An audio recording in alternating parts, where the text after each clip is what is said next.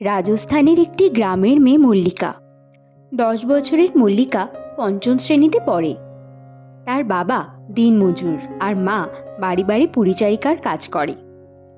তার বছর 3-এর একটি ভাইও আছে। মা বাবা যখন কাজে যায় তখন সে তার ভাইকে দেখে।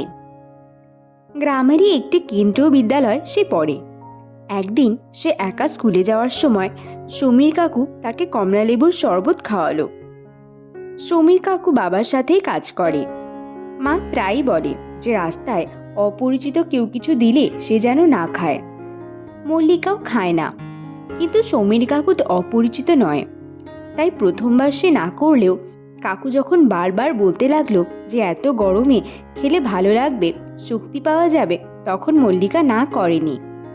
সে খেয়ে নিয়েছিল, কিন্তু খাবার কিছুক্ষণের মধ্যেই কই তার শরীরে তো কোনো বল এলো না, বরং তার মাথা টলতে লাগলো।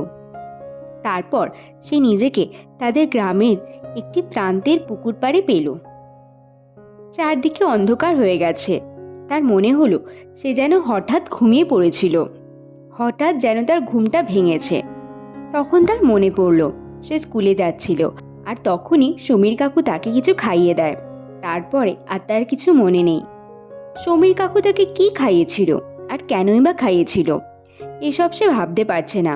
মাথাটা তার ঝিমঝিম করছে। উঠতে গিয়েও সে পারল না। পেটে খুব ব্যথা করতে লাগলো। বাড়িতে গিয়ে সমস্ত খুলে বলাতে তার মা হঠাৎ কাঁদতে লাগলো।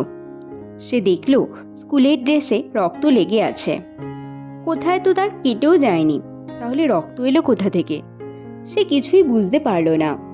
পরের দিন তার মা তাকে স্কুলে যেতে দিল না, ডাক্তারের কাছে নিয়ে গেল। ডাক্তার কিসব টেস্ট করিয়ে মেডিসিন দিল। 2-3 দিন পর সে যখন স্কুলে গেল তখন তার মা তাকে পই পই করে বলে দিল যে সে যেন সমীর কাকুর ঘটনাটা আর কাউকে না বলে। আর সমীর কাকু নাকি একটা দুষ্টু লোক, তার থেকে সে যেন দূরে থাকে। কিন্তু স্কুলে যেতেই তার সমস্ত শিক্ষিকা বন্ধুরা, এমনকি তাদের মা বাবাও কেমন যেন ভাবে তাকে দেখতে লাগলো। তাদের দৃষ্টি দেখে মল্লিকার কেমন যেন ভয় করতে লাগলো। তার মনে হলো সে যেন কোনো ভয়ঙ্কর অপরাধ করেছে, তাই তারা ওইভাবে তাকে দেখছে। কিন্তু সে তো এমন কিছুই করেনি। 2-3 দিন শুধু শরীর খারাপের জন্য স্কুলে আসতে পারেনি, তাই অনেক পড়া জমে গেছে।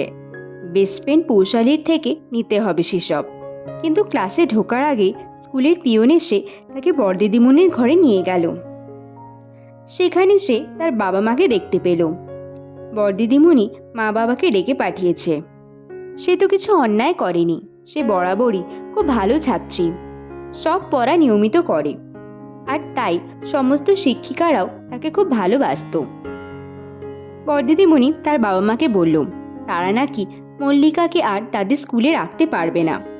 মল্লিকাকে ধর্ষণ করা হয়েছে, আর তাই সে নাকি নষ্ট হয়ে গেছে, তাই সে এই স্কুলে পড়ার যোগ্যতা হারিয়েছে। আর তার বন্ধুদের মা বাবাও চাইছে না যে মল্লিকা এই স্কুলে পড়ুক। মা বাবা যদিও বড়দিদিমণিকে বারবার করে হাতে পায়ে ধরে অনুরোধ করছিল, কিন্তু তবুও তিনি মানেননি। স্কুল থেকে বাড়ি ফেরার সময় মা কাঁদলেও মল্লিকা কিছুতেই বুঝতে পারছিল না তার স্কুল তাকে কেন তাড়িয়ে দিল। সে কি করেছে? যা করার সে তো সমীর কাকুই করেছে, তাহলে তো সমীর কাকুর শাস্তি পাওয়া উচিত। সে কেন শাস্তি পাচ্ছে? আর ধর্ষণ কাকে বলে? ধর্ষণ হলেই কেন একটি মেয়ে নষ্ট হয়ে যায়? কিন্তু যে ধর্ষণ করে সে কেন নষ্ট হয় না? নাকি সে মেয়ে হয়ে জন্মেছে বলেই সে নষ্ট হতে পারে, ছেলে হলে কখনো নষ্ট হতো না? আর স্কুলে যাওয়ার জন্য সত্যি কি কোনো যোগ্যতা লাগে? শিক্ষা তো সবার মৌলিক অধিকার। তাহলে বড়দিদিমণি কেন বলল যে মল্লিকা স্কুলে পড়ার যোগ্যতা হারিয়েছে? আসলে আমাদের দেশে প্রতি 20 মিনিটে একজন নারী ধর্ষিতা হচ্ছেন, কিন্তু আজকের এই স্মার্ট যুগে দাঁড়িয়েও ধর্ষণের কারণ হিসেবে তার পোশাক বা ব্যবহারকেই দোষ দেওয়া হয়, না তো সেই নিকৃষ্ট মনের পুরুষটিকে। পুরুষতান্ত্রিক সমাজের মানসিকতায় নির্যাতনকারীর কোনো দোষই চোখে পড়ে না। সব দোষ হলো নির্যাতিতা মহিলাটির, আর সেই দোষের জন্য সমাজ তাকে শিক্ষা থেকে শুরু করে সমস্ত মৌলিক অধিকার থেকে বঞ্চিত করে।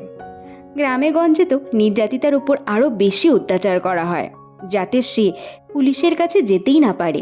আর সব থেকে অদ্ভুত হলো, যে লোকটি মেয়েটির আত্মাকে খুন করলো তার চরিত্র কখনোই নষ্ট হয় না। সে কখনোই সমাজের কাছে নষ্ট হয় না, বরং যার সাথে অত্যাচার করা হলো বারবার সে নষ্ট হয়। কিন্তু যারা এই নষ্টতার বিচার করে, তাদের নষ্ট মানসিকতার বিচার কে করবে?